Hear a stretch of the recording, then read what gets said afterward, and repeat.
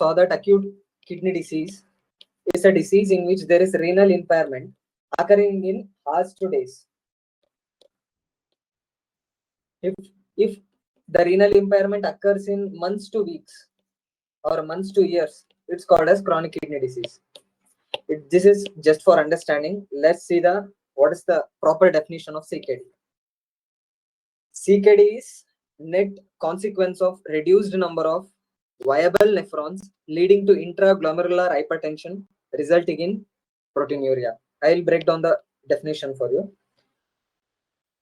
In CKD, there is decrease in number of functional nephrons. When there is decrease in number of nephrons, this leads to hyperfiltration in the normal remaining nephrons. This results in glomerular hypertension, and with the time, these normal nephrons will also go impairment and they will also be damaged, resulting in end-stage renal disease. The definition will make sense once you know the etiopathogenesis. So let's come back after discussing about etiopathogenesis. What is the primary pathology in chronic kidney disease? I already said that it's number of functional nephrons. Why there is reduced number of functional nephrons? Let's see that afterwards. When there is reduced number of functional nephrons, it leads to RAS activation. There is reduced number of functional nephrons, it leads to RAS activation. The RAS activation which leads on to glomerular hyperfiltration. As I already told, the normal remaining nephrons will go for hyperfiltration. When there is hyperfiltration, glomerular hyperfiltration in the normal nephrons, it leads to increase in capillary pore. We all know that in glomerular basement membrane, there are 3 layers. One is capillary endothelium, followed by basement membrane, middle layer, and then followed by food process. When there is impairment in glomerular basement membrane structure, it leads to proteinuria and loss of substances which are not normally lost in urine. So when there is hyperfiltration, it causes increase in pore diameter in the endothelium surface of GBM.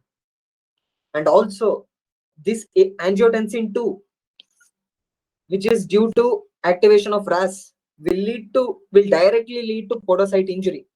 This point is very, very important because we give ARB and ACE inhibitors in patients who are suffering from mild chronic kidney disease due to diabetic nephropathy.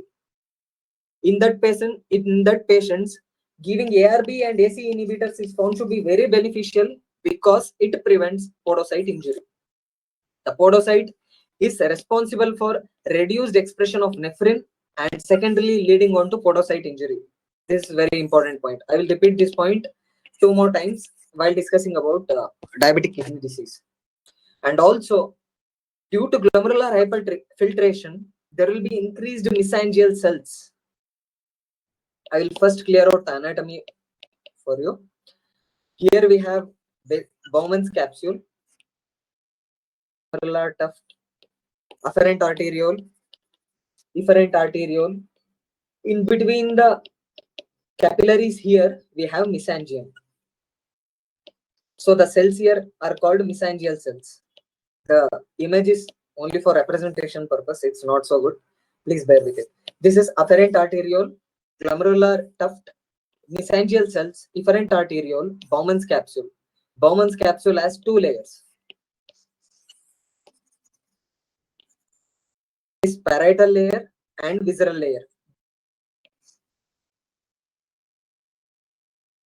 This one is parietal layer, this one is visceral layer. Sorry, this one is visceral layer, this one is parietal layer. In visceral layer, there is podocytes. Okay. Due to all this, this is the result of glomerular hyperfiltration. Due to glomerular hyperfiltration, there will be pore size increase, podocyte injury, and mesangial cell increase, which leads to glomerulosclerosis. This in turn leads to damage of glomerulus. And due to this, there will be proteinuria. When there is proteinuria, the protein substances which are excreted in the tubule, which are present in the tubules due to increased pore size, They are tubulotoxic. They causes tubular atrophy and interstitial fibrosis. I'll summarize pathology for you. First, there is a reduced number of functional nephrons due to many diseases, which we'll see shortly. This leads to RAS activation, glomerular hyperfiltration. Glomerular hyperfiltration is associated with increased pore size, podocyte injury, and increasing mesangial cells. And this leads to increased pore size. Porocytes injury will lead to impairment of glomerular basement membrane, which results in proteinuria. When there is proteinuria, the protein is tubulotoxic. It leads to interstitial fibrosis and tubular atrophy. And again, this nephron is injured. Again, other normal nephrons will undergo hyperfiltration and then proteinuria. It's a vicious cycle. One of you, the most common disease which leads to a reduced number of nephrons is diabetic kidney disease. It is the leading cause of CKD all over the world, and it has worst prognosis. First, we have diabetic kidney disease, followed by chronic glomerulonephritis. We will discuss about chronic glomerulonephritis in future classes, and then followed by ischemic nephropathy, and then tubulointerstitial disease, and adult onset polycystic kidney disease. All these diseases will cause glomerular injury and tubulointerstitial injury, which results in reduced number of functional nephrons. I'll repeat again. Most common cause is diabetic kidney disease, followed by tubulointerstitial disease, followed by ischemic nephropathy, and then chronic tubulointerstitial disease, and then ADPKD. These are all the causes which leads to decreased number of functional nephrons, leading on to hyperfiltration and proteinuria, and then again injury of the nephron, and it follows. This is about etiopathogenesis of chronic kidney disease. Okay, now next classification over. The chronic kidney disease is classified. This table will come to it afterwards. What is the classification of CKD? CKD is classified based on GFR, glomerular filtrate rate. ಇದಕ್ಕೆ ಮುಂಚೆ GFR definition ಹೇಳ್ಬೇಕಿತ್ತು, ಈಗ mention ಮಾಡ್ತೀನಿ. GFR ನೆನ್ಷನ್ ನಾವು ಫಿಸಿಯಾಲಜಿಲಿ ಓದಿರೋದು ಬೇರೆ, ಅದಕ್ಕಿಂತ important understandable definition ಏನಂತ ಅಂದ್ರೆ GFR is nothing but reduced number of functional nephrons, number of functional nephrons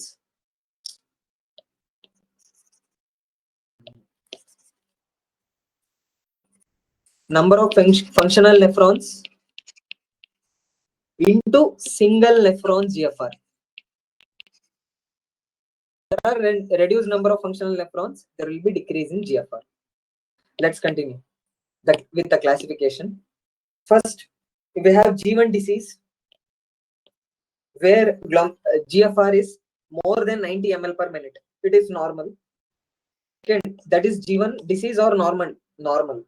G2 disease we have, and why we are considering G1 as disease, because there is radiological, biochemical or histological evidence of injury, that is injury to nephrons, but there is no decrease in GFR yet, so it's called as G1 disease. G2 disease is GFR between 60 to 89 ml per minute. G3 disease is 45 to 60. G3A is 45 to 60. G3B is 30 to 44. G4 is 15 to 30, and G5 is less than 15 ml per minute. This one we can go through it afterwards. G5 disease, you remember this point, and G1 and G5 is important. Middle you can forget. G1 is more than 90 ml per minute, which is normal, only radiological, biochemical and histological evidence of injury. G5 disease is less than 15 ml per minute. This is called end-stage renal disease, where uremic phase is seen. What is uremic phase? What is its manifestations? We'll see shortly. This is about etiopathogenesis and classification of CKD. Let's go for clinical manifestations. The first point to remember is most of the patients, until and unless they have GFR less than 30 ml per minute per 1.73 meters square of body surface area, they will be asymptomatic. This leads to presentation of patient only in advanced disease, that is more than G3A. This is very bad, because if the diabetic nephropathy patient presents early in G1 or G2 disease, we can give them AC, ARB. It will reduce the progression. It may progress, but it will reduce the progression. We can prolong the years of progression. So most of the patients are asymptomatic until and unless GFR is less than 30 ml per 1.73 meter square. The patient doesn't have any manifestations. In G2 to G3, that is more commonly more than G3A, the patient will have multisystemic manifestations, that is tiredness, breathlessness, uremic symptoms. What are the uremic symptoms? We'll see shortly. Kussmaul's breathing and CNS manifestation like fits and twitchings. These are all the manifestations due to increased urea level and impairment in electrolytes. And then we have, give me a minute, I'll see whether any other manifestations are there in textbook.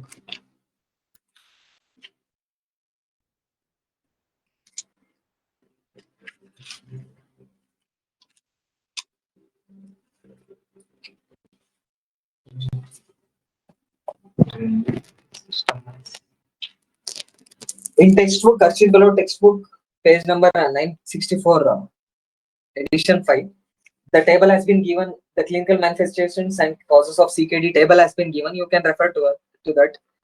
After I finish discussing about complication of CKD and other things, all these table will be covered. You can refer to the table afterwards. Now let's see what are the complications associated with CKD. The complications can be divided into A, B, C, D, E. It's an easy mnemonic, A, B, C, D, E. We can remember it like that. A stands for anemia. It leads to the patient being unfit for transplant, and anemia in itself, anemia independently will reduce the GFR in the patient. So in the symptomatic patients and in the patients who are eligible, we should give them erythropoietin supplementation. We'll talk about it shortly. So in A, we have complications. A, we have anemia, acidosis. Why acidosis? Acidosis because H plus, that is hydrogen ion, and potassium is most commonly excreted in urine through kidney. If there is no excretion of H plus, that is acids in kidney, there will be acidosis. This is very intuitive. This metabolic acidosis leads to reduced cardiac function. And another complication of coming under A is access to dialysis. There will be impaired access to dialysis due to various reasons. We'll discuss it shortly. This is the complications coming under A. What are the complications coming under B? B is BP. I already mentioned there is RAS activation due to aldosterone and angiotensin 2. There will be BP, increased BP. And also the patient will have bone mineral disease, which we will discuss shortly. And then we have cardiac causes, which is the most common cause of death. We have left ventricular hypertrophy, that is heart failure with preserved ejection fraction.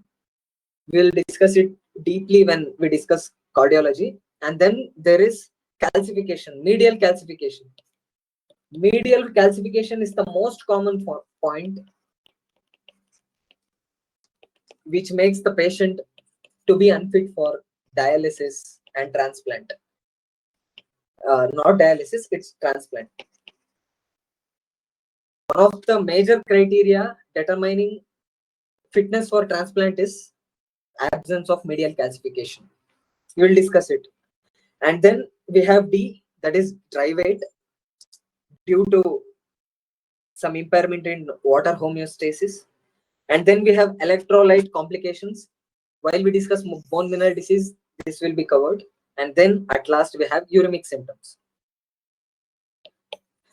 These are the complications associated with CKD. Now we saw etiopathogenesis, clinical manifestations, complications, and classification of CKD. What are the investigations that we should do in case of CKD, chronic kidney disease? The first most important investigation that we should be doing is USG abdomen. In case of CKD, we can see bilateral contracted kidneys.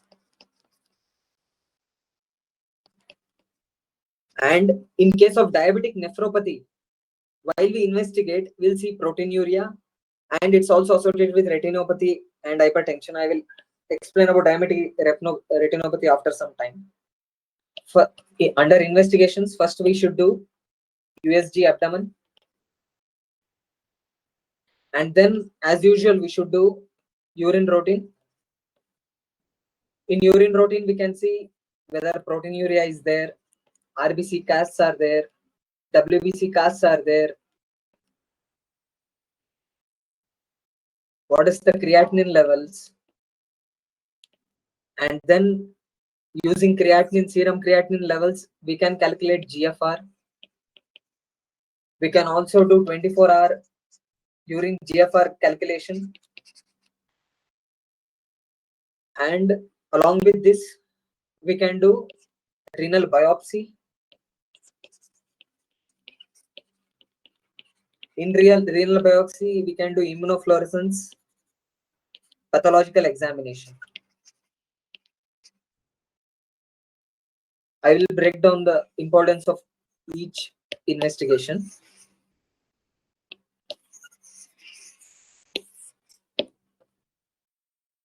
First one, I told that USG abdomen will do, it shows bilateral contracted kidney in case of CKD. And then we will do urine routine in case of diseases like chronic glomerulonephritis, and then acute membranous nephropathy, ischemic nephropathy, and ADPKD. We can see proteinuria and all. RBC and WBC cast we can see in various glomerular pathologies like chronic glomerulonephritis, chronic tubulointerstitial disease. GFR, the creatinine value is very important. We all know that. Using creatinine value, we can calculate the GFR and thereby stage the disease from G1 to G5. Then at last we can do renal biopsy. In renal biopsy, we'll do pathological examination, which helps us to identify whether it is minimal change disease. In minimal change disease, there will be no identifiable pathology in case of biopsy. The renal biopsy will be normal in minimal change disease. We can see the manifestation of focal segmental glomerulosclerosis, chronic tubulointerstitial disease. We can see the manifestations. Chronic glomerulonephritis also, we can see the pathological changes. The pathological changes will be discussed when we are discussing each disease. These are all the investigations we should do in CKD patient. After the investigation, we'll go on for treatment. Under treatment, first is the protocol for treatment of the patient. Once we diagnose and confirm the patient is having CKD, we should check whether the patient is fit for transplant. I already told you that medial calcification is one of the contraindication and one of the hurdles which is preventing us from doing renal transplants. Medial calcification is associated with reduced chances of success rate. If the patient is not fit for transplant, I will map it out. Confirmed CKD. Then transplant, you see whether the patient is fit. And then if the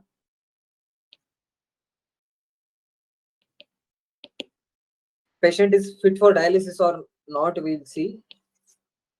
What are the indications for dialysis? What are the indications of transplantation? We'll see afterwards. The patient has uremic complications and volume disturbance, hyperkalemia, acidosis. We should do dialysis in that patient through AV fistula, which takes 6 weeks for maturation. These three we'll discuss afterwards. In the coming slides, it will come. KDGO 2023 recommendations for treatment of CKD. KDGO 23. KDGO 2023 recommends lifestyle modification and first line medical therapy. Lifestyle modifications are healthy diet, that is salt restriction 2 to 3 gram per day, because the patient has volume overload and then he has risk for hypertension. He has hypertension and all. We should do short salt restriction, and then the patient should be physically active. Stop using tobacco products. There should be adequate weight management and risk factor assessment every 3 to 6 months. These are all the lifestyle modifications. What is the first line drug therapy given for most of the patients? To manage proteinuria, the first line agents are ACE-ARB inhibitors. Why ACE-ARB inhibitors are first line drugs? I already explained. ACE-ARB inhibitors, they block angiotensin 2 receptors present on the podocytes, which results in reduced expression of nephrin and thereby reduced podocyte injury, which in long term will help to reduce the damage of nephrons. Already damaged nephrons, we can't revert back, but the nephrons which are viable, we can make them functional. So not functional, we can prevent the damage of the functional nephrons. The second line agents are finrenone, that is non-steroidal aldosterone agonist. Same reason. And then we have BP control. BP, there should be strict control of BP. After ACE-ARB, strict BP control. BP should be less than 120/80 mmHg. We already know that BP is blood pressure is increased in CKD due to RAS activation, renin-angiotensin aldosterone system activation, and also increased BP. There will be left ventricular hypertrophy, and also there is volume overload, which also contributes to ventricular dysfunction. Due to all these reasons, we should adequately manage BP. The 24-hour ambulatory BP monitoring should be less than 120/80 mmHg. And then for BP control, we can give ACE-ARB combination or aliskiren, which blocks the RAS system, or we can also give non-dihydropyridine CCBs. And then after BP control, we should have strict LDL control, because most common cause of death in CKD patient is cardiovascular mortality. So in order to prevent atherosclerosis and other secondary complications, we should strictly control LDL less than 100 mg/dl. We can use rosuvastatin 20 mg, which is the dose given for all the cardiac patients. So this is nutshell about chronic kidney disease. I discussed about etiopathogenesis, clinical manifestations, management, and then investigations, followed by treatment. KDGO 2023, I explained clearly. This causes, most common cause, diabetic kidney disease, followed by chronic glomerular nephritis, followed by ischemic nephropathy, chronic tubulointerstitial disease, and ADPKD, leading to reduced number of functional nephrons, which leads on to glomerular hyperfiltration, which results in capillary pore size increase, podocyte injury, mesangial cells increase. This leads to proteinuria. Due to proteinuria, the proteins are tubulotoxic, which leads on to interstitial fibrosis and tubular atrophy. About etiopathogenesis. Then we saw clinical manifestation. Clinical manifestations, the patient is asymptomatic in the GFR more than 30 ml per minute per 1.73 meters square. If GFR is less than this, the patient will have symptoms. The symptoms are multisystemic, that is tiredness, breathlessness, uremic symptoms, push-mouse, breathing fits, and twitchings. And then we saw complications ABCDE. The complications starting with AR, anemia, acidosis, and then access for dialysis, and then starting with pre-R BP, and then bone mineral disease, renal osteodystrophy. Starting with C are cardiac complications, left ventricular hypertrophy, D is dry weight, E is electrolyte complications, and U is uremic symptoms. Uremic symptoms, yesterday we discussed under acute kidney injury. You can look through the revision video. And then we saw the management investigations. Investigations will do USG, urine routine, and then 24-hour GFR, renal biopsy, and all. We saw why these investigations are important, and then we saw KDO 2023 recommendation, that is lifestyle modification, first line therapy, ACARB inhibitors, BP control, LDL control. That's it. Pyelonephritis. What is pyelonephritis? That is infection of renal parenchyma. Coming to definition of acute pyelonephritis. Acute pyelonephritis is an acute separative inflammation of the upper urinary tract affecting the tubules, interstitium, and renal pelvis. And it's often coincident with cystitis. Acute pyelonephritis andre, it's the infection involving renal parenchyma, that is renal tubules, interstitium, and renal pelvis. Anatomy namellargu gottu, tubules irutte, tubules madhya interstitium, ಅದಾದ್ಮೇಲೆ peritubular capillaries ಇರುತ್ತೆ. So infection involving tubules, interstitium, and then renal pelvis. ಈ part. This is called acute pyelonephritis. Now, etiopathogenesis. What is the cause for developing acute pyelonephritis?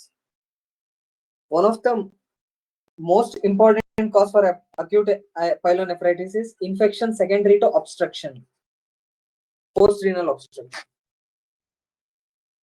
If there is post-renal obstruction due to stones, prostatic enlargement, and other causes, this leads to, first it will lead on to cystitis. Then following cystitis, that is the infection of bladder. The infection will ascend into the renal pelvis and then into the renal interstitium and tubules. This is the etiology and pathogenesis of acute pyelonephritis. Obstruction leading to infection. What are the most commonly implicated organisms in acute pyelonephritis? The most commonly implicated organism is E. coli. We all know that E. coli is most commonly associated with both UTI and acute pyelonephritis.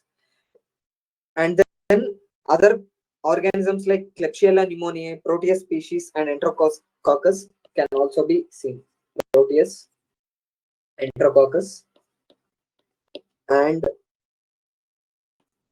Klebsiella.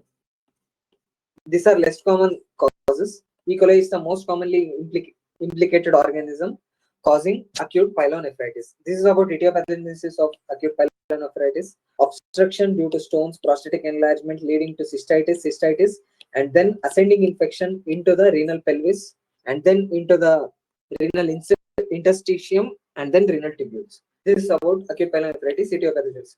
What are the clinical manifestations of acute pyelonephritis? Acute pyelonephritis is characteristically associated with triad of fever. Why we know that when there is any infections in body, the immune system gets into action, and then it causes release of interleukin 6 and prostaglandin E1, which stimulates the hypothalamus and cause fever. So fever is seen. And then there is loin pain, that is the backache. It's due to local secretion of inflammatory mediators, which leads to stimulation of pain receptors, surrounding pain receptors. And also there is renal tenderness. Renal tenderness meaning renal angle tenderness. Renal angle is the angle between the spine and 12th rib. Spine and 12th rib.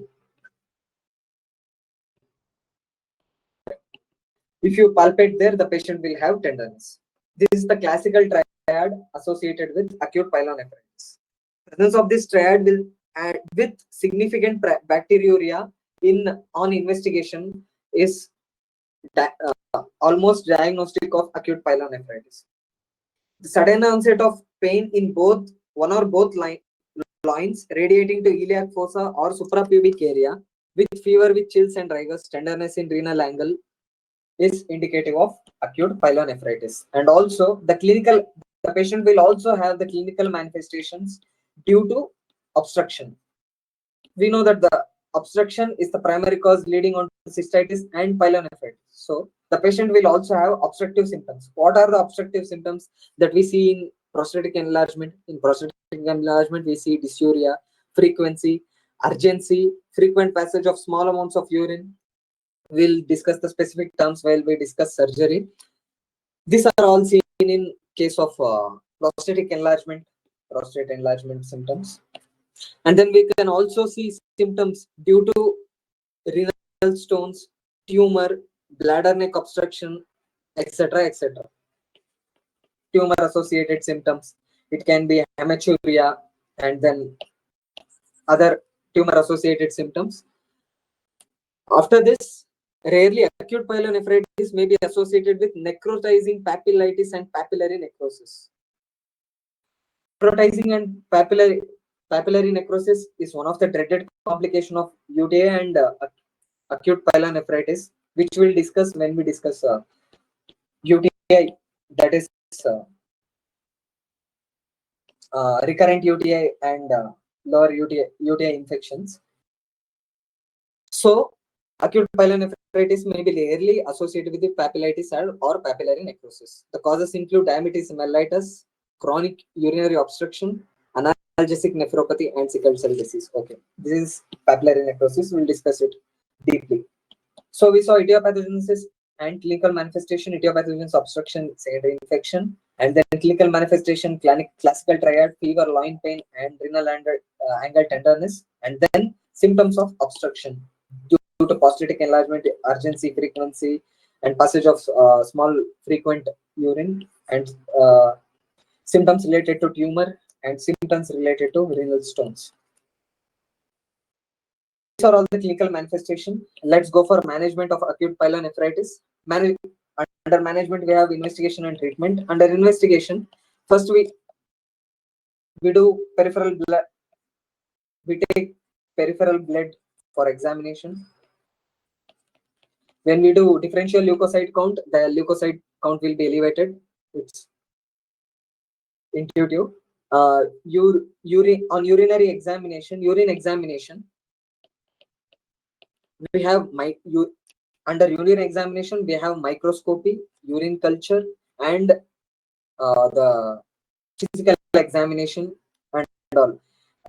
We'll discuss about urine examination in under 5 marks question. On urine microscopy, we'll see more than 5 WBC cells. We can see some red blood cells and epithelial cells. And when we do urine culture, that is midstream urine culture, it will show the growth of causative organism. Following the growth of the causative organism, we can do antibiotic sensitivity testing.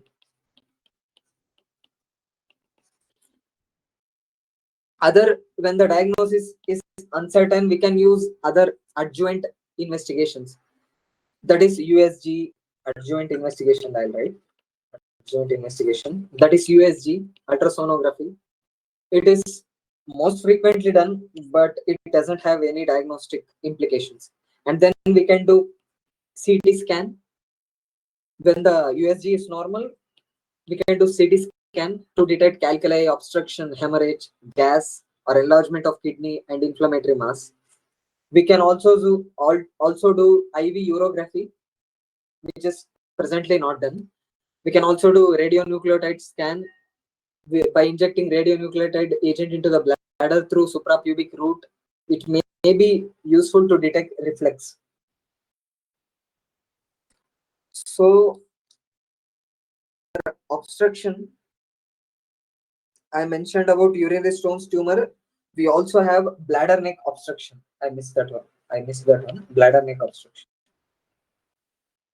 Also, we can have a development of urethral stricture following surgery for benign prostatic hyperplasia under obstruction. Okay, let's continue. These are all the adjuvant investigations. Under investigations, we'll do peripheral blood examination, DLC, increased leukocyte count, urine examination. Under microscopy, more than 5 WBCs. On doing urine culture of midstream urine, we'll get the causative organism, growth of causative organism, then antibiotic sensitivity testing.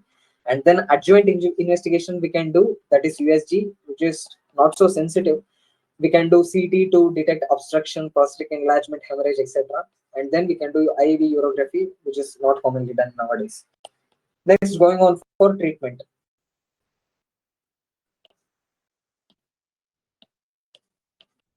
Under treatment, we have medical treatment and surgical treatment. Surgical treatment is rare. Most of the cases uh, will get better with medical treatment.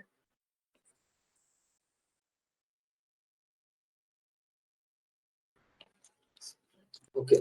What is the medical treatment? Before availability of antibiotic sensitivity report and after availability of antibiotic sensitivity report. When the antibiotic sensitivity report is not available, as usual, we'll start with empirical antibiotics, that is ampicillin 1 to 2 gram IV every 4 to 6 hours, and aminoglycosides, that is most commonly used gentamicin 5 to 7 milligram per kg IV daily. This is the empirical antibiotic treatment. Ampicillin 1 to 2 gram IV every 4 to 6 hours. Aminoglycoside, that is gentamicin 5 to 7 milligram per kg IV daily. Then we can also use cephalosporins, piperacillin, desobactam. These are the other antibiotic choice. After availability of antibiotic sensitivity report, according to the report, we'll start the antibiotics to the patient. And then we should give supportive care, that is analgesics, antipyretic medications, and then we should ensure adequate antipyretics and adequate hydration. Ensure adequate hydration. Due to fever, the patient may have dehydration, so hydration should be maintained. And then monitoring, we can monitor the patient with repeat urine culture and renal function tests. Rarely, if the renal abscess is developed, surgically go and drain the abscess. And then if the patient has recurrent acute pyelonephritis,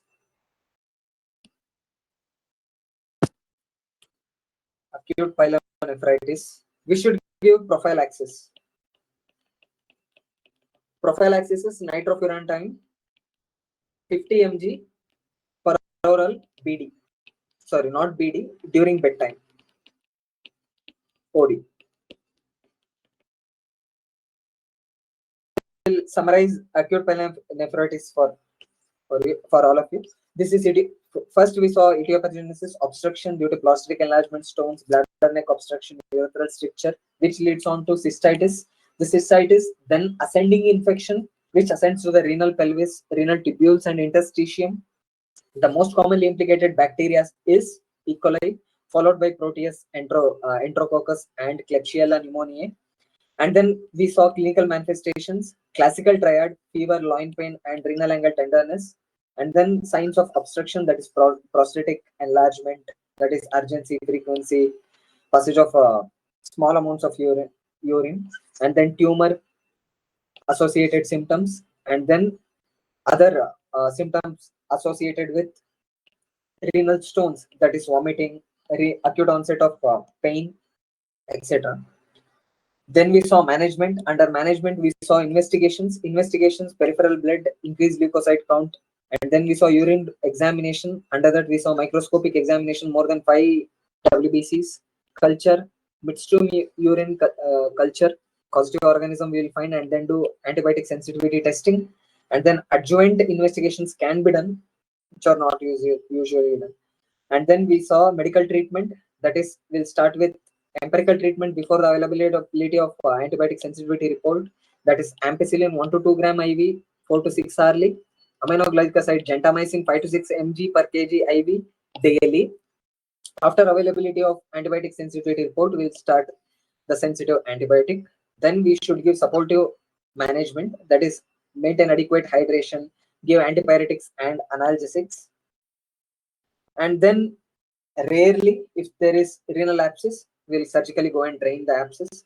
If the patient has recurrent episodes of acute pyelonephritis, we can give prophylaxis with nitrofurantoin during bedtime, that is for 50 mg only.